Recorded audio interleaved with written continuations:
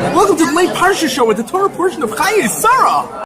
Do you know who that was? Did you realize how elated I looked? Look at me one more time. Chayei Sarah. I know, right? And do you realize that right now I'm speaking in a high-pitched tone? Okay, that's only because I'm faking it, but really, that man is I am a huge fan of his. He is my inspiration. Sorry, I'm getting too excited on camera. That man is my inspiration. And I met him at a party.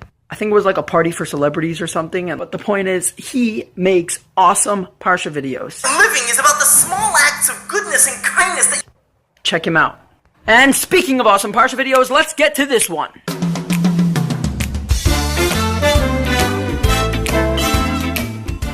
Abraham sends his servant Eliezer to find a suitable match for his son Isaac. He returns with the righteous Rebekah, and her and Isaac are soon married, happily living the next chapter of God's plan to make us a nation.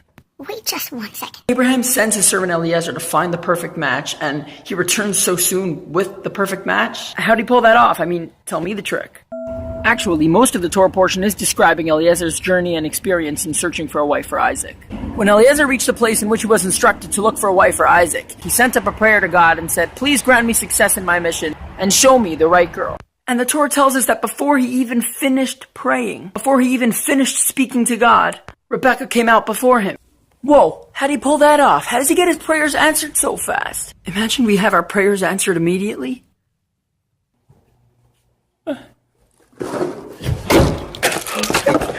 you! The sages of the Midrash teach us that there were 3 people who had their prayers answered immediately in a very vividly clear manner.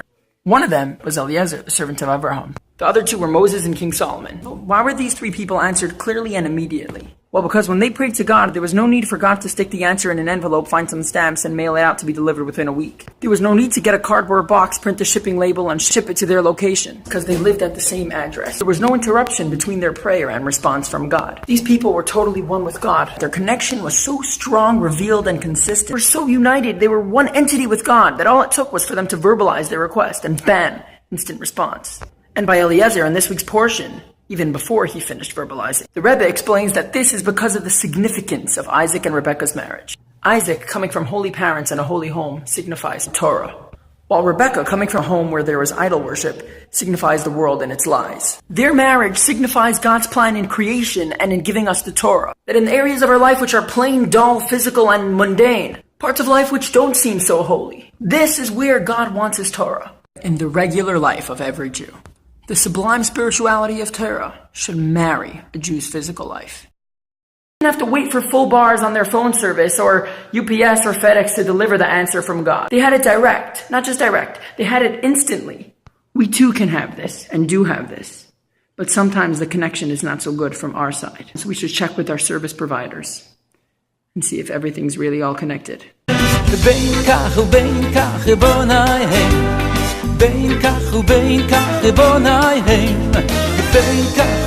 כך בונאיהם בונאי בונאיהם